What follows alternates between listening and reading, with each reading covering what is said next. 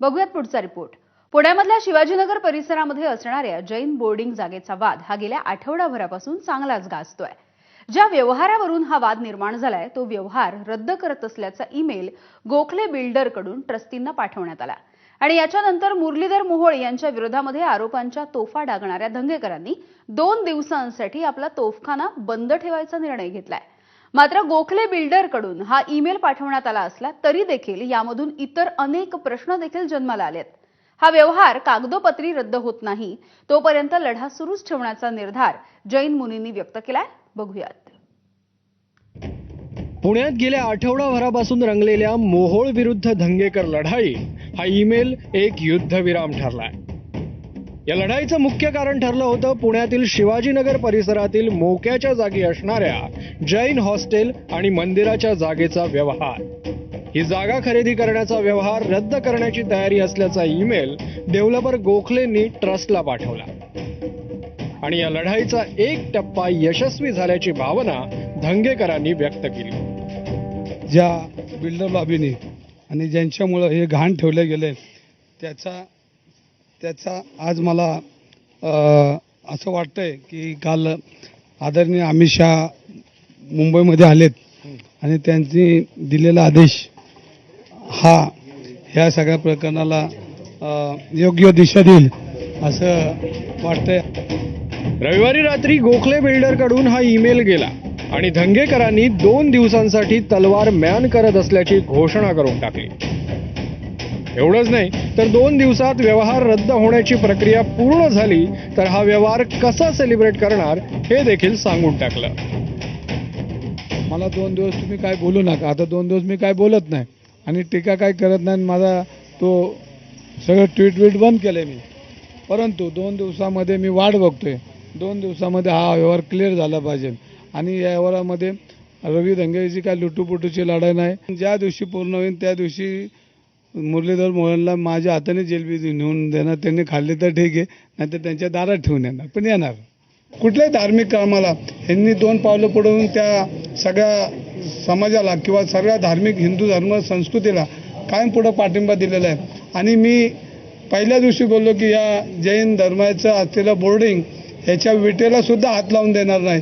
ही शक्ती मला इथूनच भगवान महावीरांच्या आशीर्वादामुळेच आपल्याला सगळ्यांना मिळेल, कारण संत आणि देव यांच्याशिवाय हा देश चालत नाही ना। आपण त्यांची स्फूर्ती घेऊन जो मी समाजाला शब्द दिला तो आज मला खरा ठरल्यागत वाटतोय।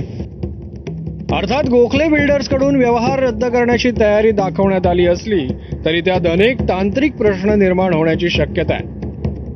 या व्यवहारासाठी गोखले बिल्डरनं विश्वस्तांना दिलेले 230 कोटी रुपये परत करण्याची मागणी केली आहे। मात्र हे पैसे परत करणं बंधनकारक असणार नाही असा करार झाल्याची माहिती समोर येते।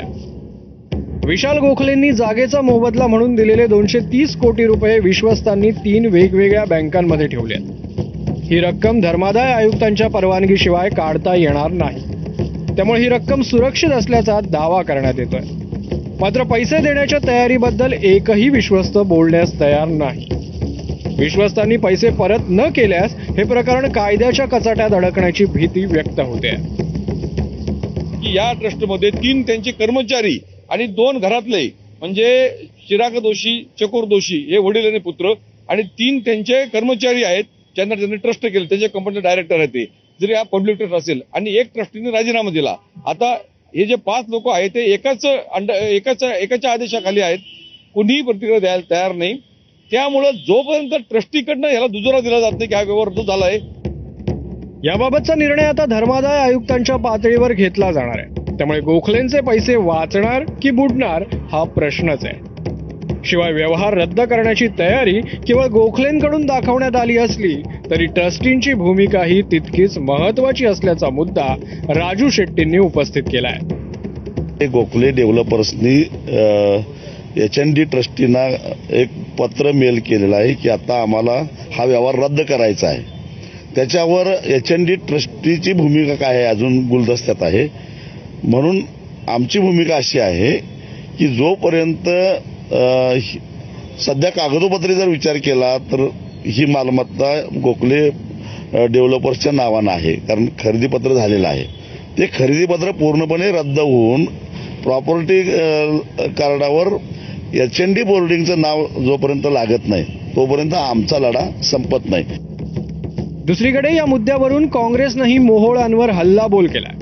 जर मोहोळांचा या प्रकरणाशी संबंध नसल्याचं सांगितलं जात आहे तर व्यवहार रद्द करण्याच्या ईमेलमध्ये त्यांचा समावेश कशासाठी असा सवाल काँग्रेसनं उपस्थित केलाय.